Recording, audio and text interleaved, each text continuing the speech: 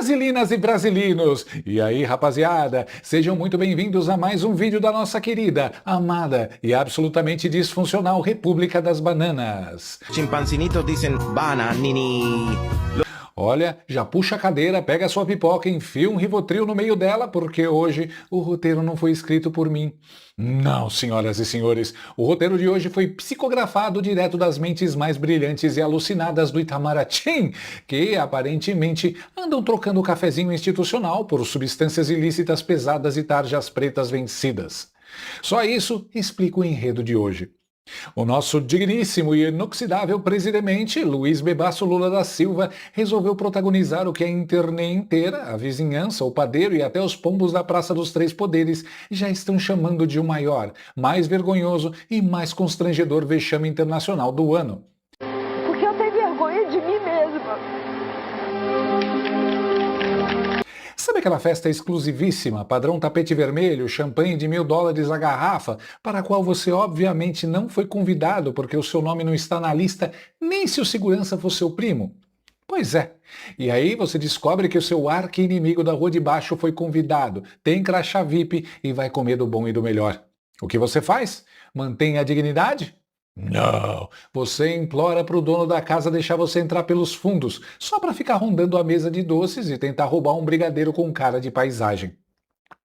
Pois o nosso querido pai da pobreza meteu exatamente essa vergonha alheia no G7, a cúpula das 7 economias mais ricas do mundo, do qual, e agora eu preciso de uma pausa dramática para o tamanho do deboche, o Brasil não faz parte. Eu tô passada, chocada.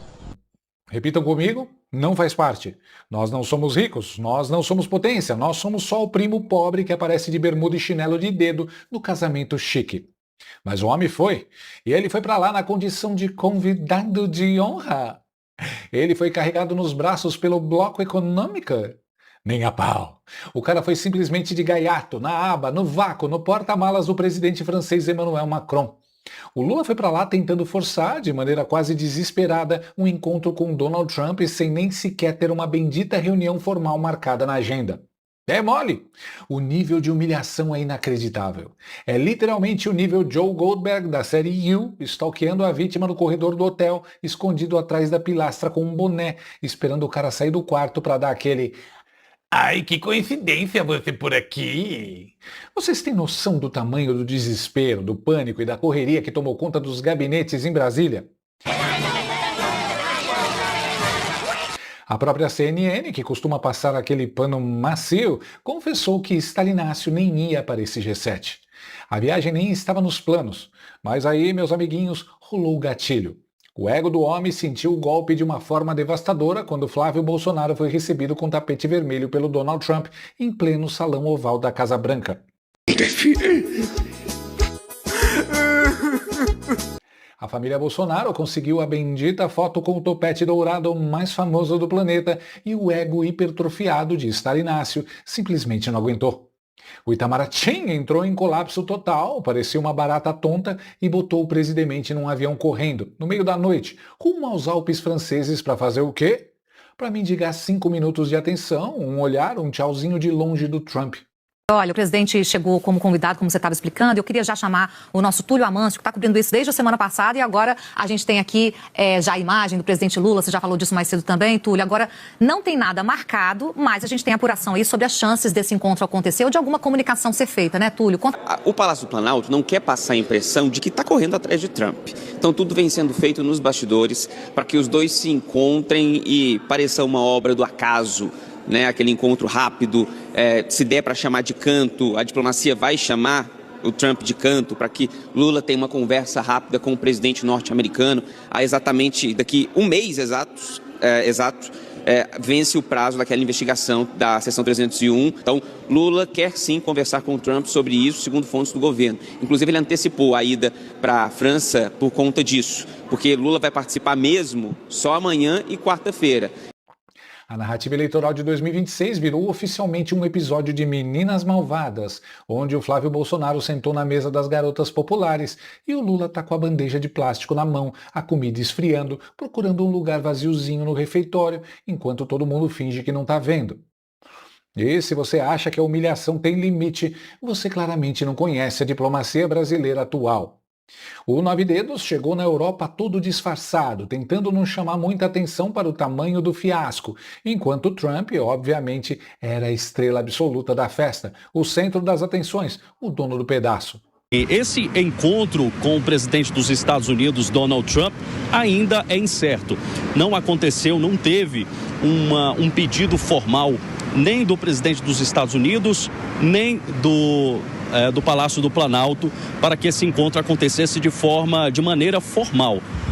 Como o gnomo de 9 dedos não tinha horário marcado com o homem, porque o Trump tem mais o que fazer do que dar ouvidos para o nosso chefe de Estado, ele precisou de um wingman, aquele amigo solteiro que te ajuda na balada a chegar na pessoa que você quer pegar.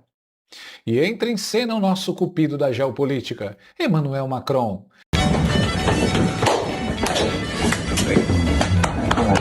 O presidente francês literalmente armou um esquema de guerra para segurar o Trump no evento por 3 dias.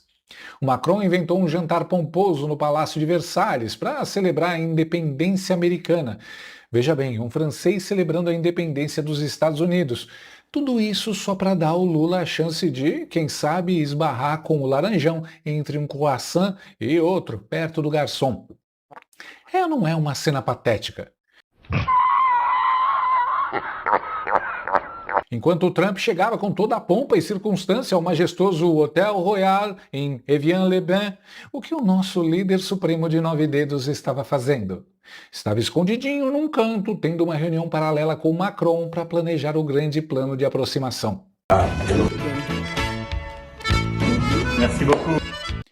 É muita humilhação para um país só, bicho. Eu sinto vergonha alheia daqui. E qual é o motivo de tanto desespero, de tanta correria e de tanta saliva gasta?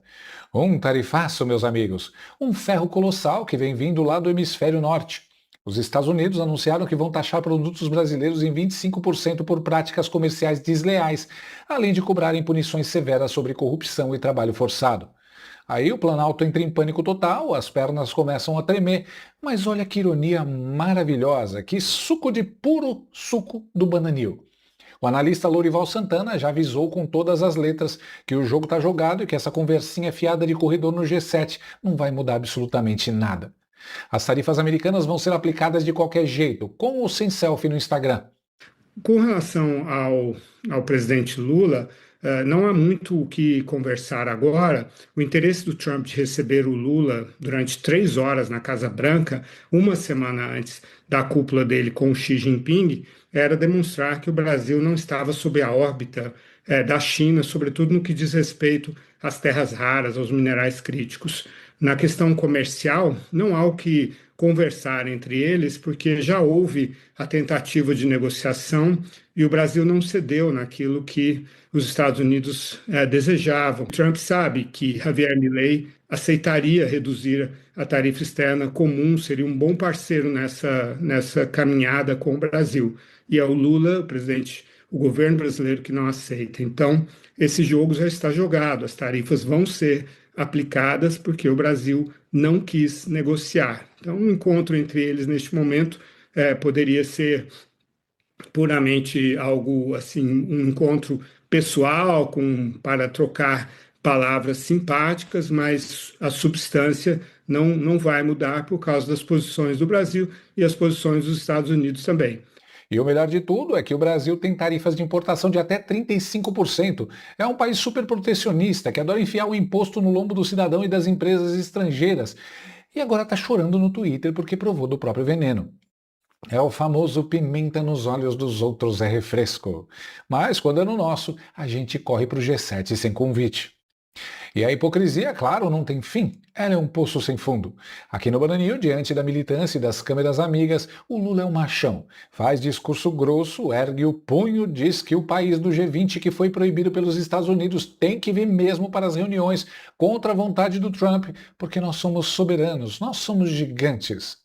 Tem até colunista de bastidor lembrando que o Lula andou chamando o Trump de idiota em conversas privadas, achando que as paredes não tinham ouvidos e que o topete dourado nunca ia ficar sabendo.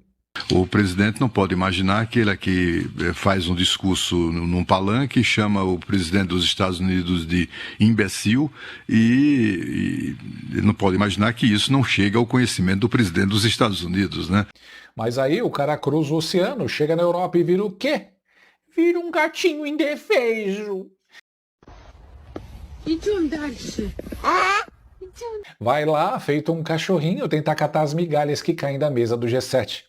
Cadê a pose de liderança global do Sul Global agora? Sumiu!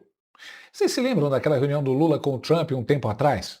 Pois é, o nosso presidente tomou um ultimato claro e direto de 45 dias para resolver a bagunça generalizada do país, envolvendo corrupção sistêmica e pirataria, justamente para evitar essa taxação que agora está batendo na porta.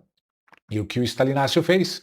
Ele ignorou solenemente o dever de casa. Deixou para lá, foi viajar, foi passear. Ele sabia perfeitamente da taxação, não mexeu uma palha para resolver o problema real. E agora que o bicho pegou, ele está usando essa crise para quê? Para culpar o Flávio Bolsonaro, claro. Porque na cabeça dessa gente, se o dólar sobe, se a economia quebra, se o churrasco está caro, a culpa é sempre da oposição. Cadê o Zé Gotinha? Cadê o nosso querido Zé Gotinha? O Bolsonaro mandou embora, porque pensou que ele era petista. Para completar o combo da desgraça europeia, o Bananil também tomou uma rasteira monumental da União Europeia. O bloco simplesmente baniu a carne brasileira, alegando o uso indiscriminado de antibióticos no gado. O nosso principal produto de exportação, o orgulho do PIB, tomou um bloco bonito dos europeus. E o que o Lula decide fazer? Ele descobre que a presidente da Comissão Europeia, Ursula von der Leyen, vai estar por lá e resolve que também quer cruzar com ela pelos corredores para tentar resolver esse baita BO da carne na base do gogó. Mas adivinha? Também não tem nenhuma reunião confirmada com ela. É o famoso método diplomático do "vou dar uma passadinha lá na Copa para ver se eu resolvo com o pessoal do cafezinho". É o presidente de uma das maiores economias do mundo agindo como um sacoleiro tentando negociar mercadoria apreendida. A verdade nua, crua e escrachada, meus amiguinhos, é que tudo isso não passa de um teatro político mofado. O Lula não está agindo como presidente da República, ele não governa, ele está em permanente modo eleição para 2026. A nossa política externa virou um mero palanque de comício de sindicato para tentar construir uma narrativa furada de que ele é um líder mundial super respeitado que defende a soberania nacional contra os malvados da família Bolsonaro. Ele quer a foto com o Trump a qualquer custo só para poder postar no feed e dizer: "Olha como eu sou influente, olha como o mundo me ama". Mas na prática, na vida real, ele está lá passando a maior vergonha da história diplomática do país, sendo ignorado por quem realmente apita no jogo. Alô, Trump, alô? Por favor, Trump, não atende o Flávio, tu é meu amigo ou não é? Resumo da ópera, rapaziada, para ficar bem claro o tamanho do circo. O Brasil, um país que, repito, não é do G7, mandou o seu presidente para a França como se fosse um penetra VIP de festa de formatura que está literalmente se escondendo no saguão do hotel, dependendo da boa vontade e da pena do Macron, para mendigar uma selfie tremida com o Trump, fingindo para os militantes da internet que tem algum poder de negociação sobre uma tarifa econômica que os americanos já decidiram, assinaram e carimbaram que vão cobrar de qualquer jeito. E o homem faz tudo isso, se submete a esse papelão internacional, única e exclusivamente porque está morrendo de inveja, uma inveja verde e amarela do Flávio Bolsonaro. Se você rir disso tudo, você já sabe, né? Você é fascista, taxista, terraplanista e tudo mais que termina com nista. Porque o amor venceu e o amor custa caro, principalmente em euro e em dólar de viagem sem convite. No final das contas, o Lula tá igualzinho aos caras de Quem Vai Ficar com Mary, mentindo, perseguindo o Trump pelos corredores e correndo o sério risco de terminar o filme com a dignidade presa no zíper da calça.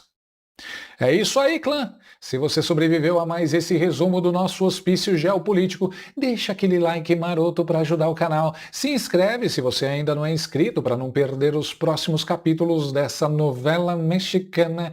Compartilhe esse vídeo nos grupos de WhatsApp da família para espalhar o vexame e comenta aqui embaixo. Você também pegaria um avião sem convite para a festa do G7 só para tentar cavar uma foto de lado para o Instagram e fingir que é importante? Um abraço bem apertado em todo mundo, juízo e até o próximo apocalipse político. Fui! de USA Brasileiros, porque tá chegando a hora do Mundial e você pode adquirir esse chinelo maravilhoso, temático da Copa do Mundo, lá no site da USA Brasileiros, uma empresa mineira que bolou essa coleção aqui exclusiva, edição limitada da Copa do Mundo, com chinelos dos países sede, tem também o do México, tá ali com o Totonho, e tem também do Brasil para você esquentar o seu pé na torcida pela seleção brasileira.